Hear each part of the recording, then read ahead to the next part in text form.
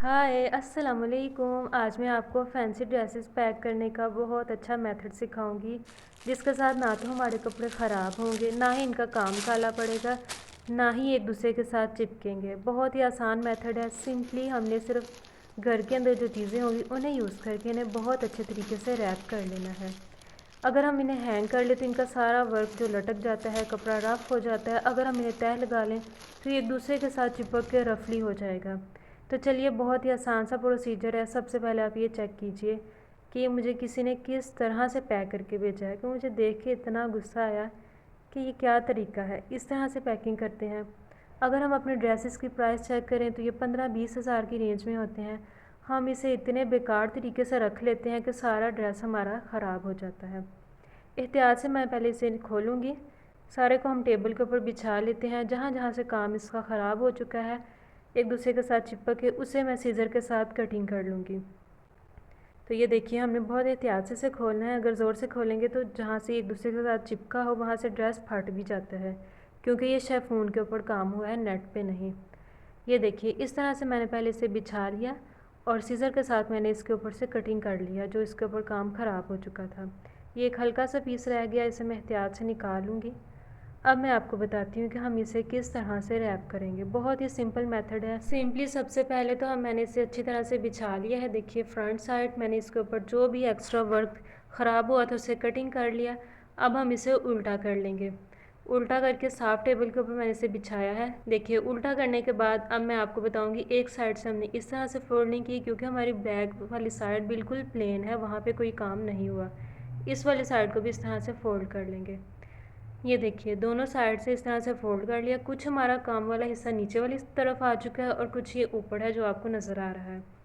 अब मैं ये बटर पेपर लूँगी। अगर आपके पास बटर पेपर ना हो तो आप कोई भी नीट पेपर रजिस्टर का यूज़ कर सकते हैं। ये मेरे पास है कार्डबोर्ड, आप कोई भी यूज़ कर सकते हैं। शूज़ वाले डिब्बे का या फिर रजिस्टर का जो सा मोटे वाला होता है पेपर, वो हम यूज़ कर सकते हैं। ये मैंने क्यों रखा है ये भी मैं आपको बताऊंगी। पहले यहाँ पे हमने बटर पेपर बिछा लेने हैं, और जो सा ये एक हिस्सा मैंने यहाँ पे रख चुकी हूँ, इसको मैं इस तरह से फोल्ड करूँगी। ये देखिए, अब ये सेंटर में आ चुका है। ऊपर वाली साइड से मैंने इसे स्टार्ट किया। अब ये जो सा नीचे बचा है जितना भी, इसके ऊपर पहले मैं पेपर रख लूँगी और इसे यहाँ से उठा के हम इस तरह से फोल्डिंग कर लेंगे। ये देखिए, अब एक दफ़ा फिर इसके ऊपर मैं पेपर रखूँगी, क्योंकि ये काम वाला हिस्सा है। जो सा प्लेन हिस्सा होगा वहाँ पे हम नहीं रखेंगे। ये हैवी ड्रेसेस होते हैं, इन्हें अगर हम अकेला बटर पेपर के साथ फोल्डिंग करें तो वो नहीं होगी, इसलिए हम इसके अंदर एक कार्डबोर्ड यूज़ करेंगे। अब ये ऊपर वाली साइड को उठा के मैं इसके ऊपर रख दूँगी इस तरह से। ये देखिए, इस तरह से इसका काम एक दूसरे के साथ बिल्कुल भी चिपकेगा नहीं। अब जैसे मर्ज़ी आसानी से इसे खोल सकते हैं। ओके जी, अब हम लेंगे ये प्लास्टिक वाला बैग। ये मोस्टली आम घरों में हमारे पास होता है, इसमें अक्सर कपड़े आते जाते हैं। आप इन्हें संभाल के रख लिया करें। ये देखिए, वैसे भी किसी भी शॉप से ये ईज़िली मिल जाते हैं।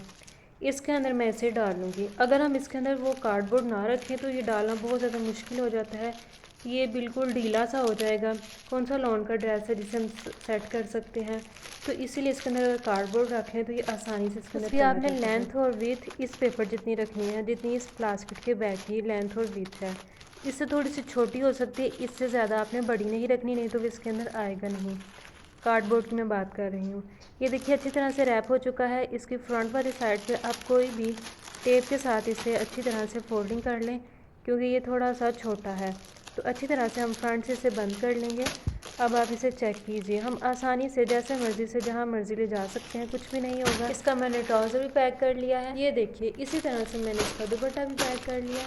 अब मैं इन्हें हैंड बैग के अंदर डाल के कबर्ड में रख लूँगी। आप भी इसी स्टाइल में अपने ड्रेसेस को पैक कीजिएगा। इस तरह से बिल्कुल भी रफ़ नहीं होते, काम भी बिल्कुल नीट रहता है और ना ही वो ब्लैक पड़ता है। आप इन्हें सूटकेस में रखिए या फिर कबर्ड में, आपकी अपनी मर्ज़ी है। वीडियो कैसी लगी मुझे कमेंट्स में ज़रूर बताइएगा, और अगर आप मेरे चैनल पे नहीं हैं तो जाते जाते सब्सक्राइब करते जाइए। आपको यहाँ पर ड्रेसिंग की और कुकिंग की दोनों वीडियोस मिलेंगी। अल्लाह हाफिज़।